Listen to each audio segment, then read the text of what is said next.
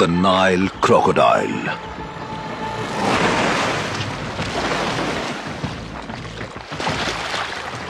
Africa का सबसे ताकतवर फ्रेश वाटर शिकारी मारा नदी में अपनी प्रजाति के कुछ सबसे बड़े क्रोकोडाइल से लेकर तंजानिया के ग्रुमेटी इलाके की मदर क्रोकोडाइल्स तक,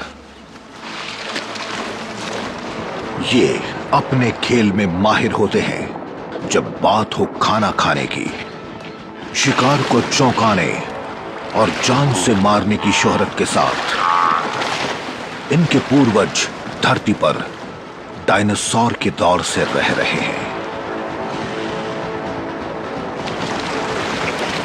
लेकिन शिकार करने के सबसे बेहतरीन हथियारों से लैस होने के बाद भी इनके सर्वाइवल की कोई गारंटी नहीं, क्योंकि इन्हें पूरे साल में कई चुनौतियों का सामना करना पड़ता है।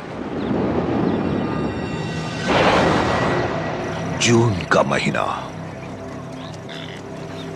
और तंजानिया के ग्रुमेटी इलाके में सूखे का मौसम शुरू होते ही हवा मौत की गंध से भर जाती है।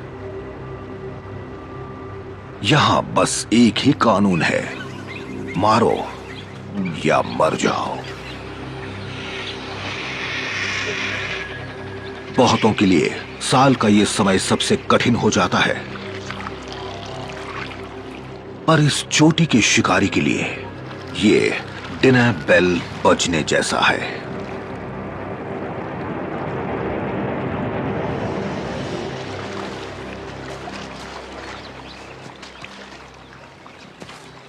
यहीं रहने वाला ये क्रोकोडाइल भूखा है और इसकी ऊर्जा भी खत्म हो रही है। साल के 11 महीनों तक ये उन छोटे शिकारों पर निर्भर रहा है जो नदी में या उसके आसपास रहते हैं। लेकिन अब क्षितिज पर उम्मीद है।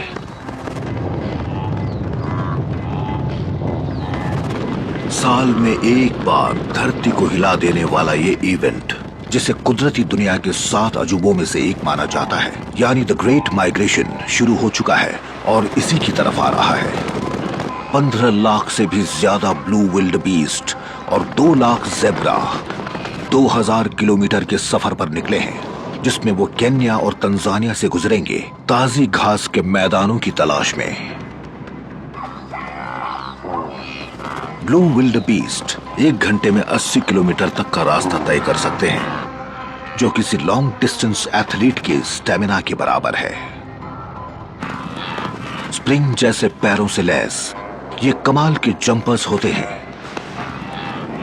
और इनके तेज धार सींग आसानी से दुश्मन की खाल को भेद सकते हैं। तंजानिया में ग्रुमेटी नदी का ये इलाका इनके माइग्रेटरी रास्ते में एक सबसे बड़ा रोड़ा पेश करता है।